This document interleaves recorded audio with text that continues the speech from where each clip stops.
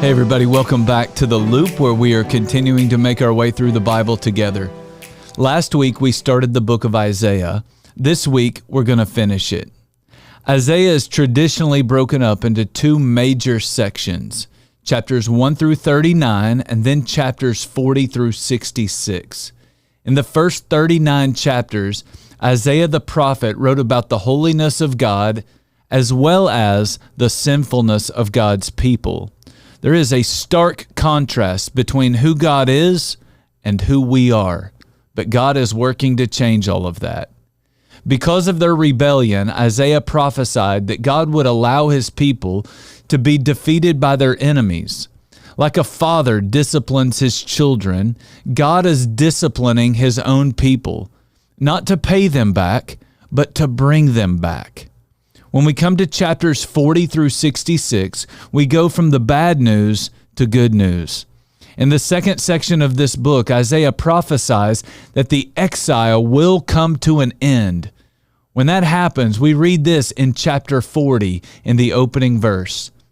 "Comfort, comfort my people, says your God. Speak tenderly to Jerusalem and proclaim to her that her hard service has been completed." God disciplined his children, but he didn't do it like an angry father who blows up on his kids in a fit of rage. Instead, God desired to comfort his children. He's a God who speaks tenderly to his kids because he loves his kids. It's not just a great example for those of us who are fathers. This passage is an important reminder for those of us who are on the receiving end of God's discipline. When God disciplines us, we need to remember that it's because he loves us. Listen to how the New Testament says it in Hebrews chapter 12, verses 7 through 11. We're told there that we should endure hardship as discipline, for God is treating you as his children. For what children are not disciplined by their father? If you are not disciplined, and everyone undergoes discipline, then you are not legitimate children. Moreover, we have all had human fathers who had disciplined us, and we respected them for it.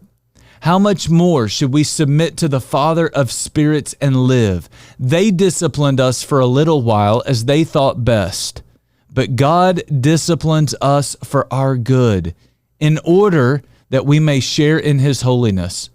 No discipline seems pleasant at the time, but painful. Later on, however, it produces a harvest of righteousness and peace for those who have been trained by it.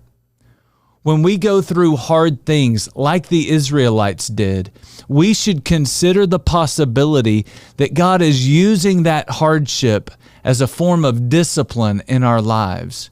It's for our good, so that we might experience real peace and share in his holiness.